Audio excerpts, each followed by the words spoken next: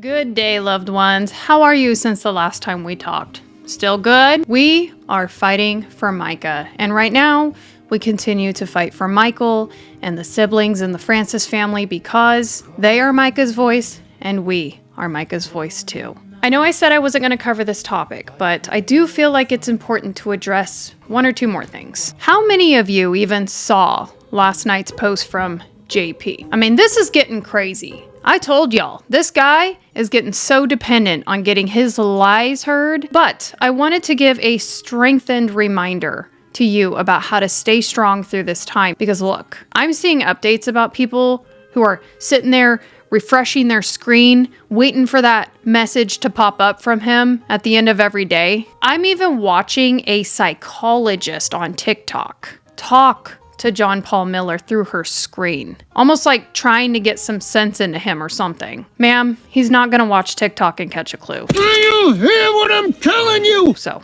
let it go. Next, remember how JP is a sex addict? Well, bear in mind what people are not talking about. Because of his distractions of acting out the angry, sad, and framed widow. Reminder, this guy has totally got to be indulging in his addiction behind the scenes. I worked with someone on sex addiction in the past, worked through those steps with that person and all. Yeah, so if you're in denial of any wrongdoing as a person at all, then you're not participating in your addiction.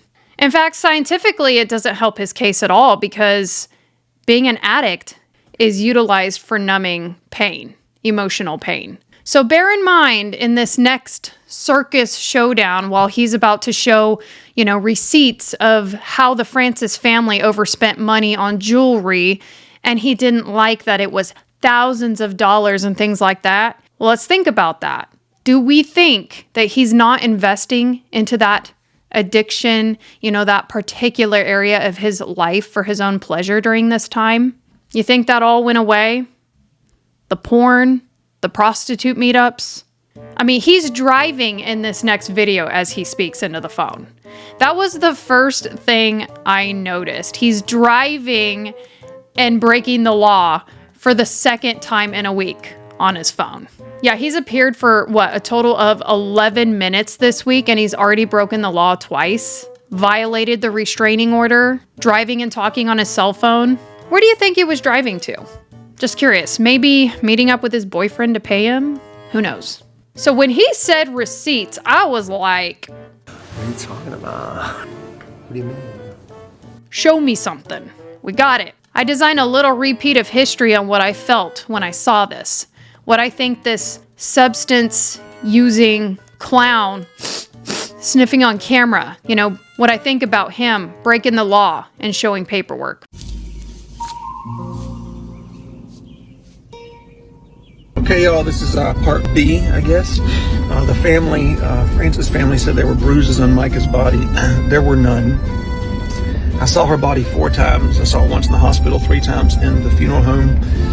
The hospital that prepared her body for me to see it, the nurse and the medical examiner said there were no bruises, and Robinson County said there were no bruises, and the funeral home who washed her entire body and put her in pajamas for us to see her body said there were no bruises. So 4 independent parties say no bruises, but then you have the one who wait until days after she's cremated and there's no proof. They didn't take any pictures. They didn't tell anyone when they supposedly saw it.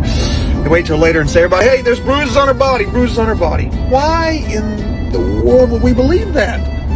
I literally don't understand the logic behind it. I don't understand it because, we'll say the Francis family came forward and said there were no bruises on her body. Robinson County said there were no bruises on her body. The medical examiner nurse said there were no bruises on her body. The funeral home said there were no bruises on her body. But then I step up and I said, hey, everybody, I saw bruises. I know I didn't tell you when it happened. I know I didn't take a picture. I know I waited until after she was cremated. But I saw bruises on her body. Would you believe me?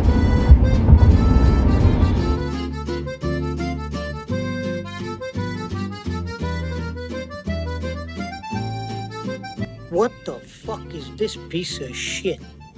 Lame. I can just see it in my head. Those of us that are like, this guy is such a nerd. They teach you that in the CIA? They teach you that? Oh, yeah. What's that? You want me to what? You have another question? Sure, I got one question for you. It's, can you deal with that? He's so sick, and how he just feels so cool, so good about himself after he posts those stupid TikToks. You guys, we are Micah's voice. We honor Micah and the receipts she kept, the love she gave, the love for Christ, all the changes she made in her life, and the fight that she fought. We don't honor JP's lies. We instead honor Micah's legacy. And we also today honor Michael Francis because it's Father's Day weekend, and I have so much respect for this man continuing to be Micah's voice. So happy Father's Day, Michael. We are rooting for you. I'm Chelsea J. Thank you so much for tuning in, and I will be seeing you for the next content. Be blessed, loved ones. I was so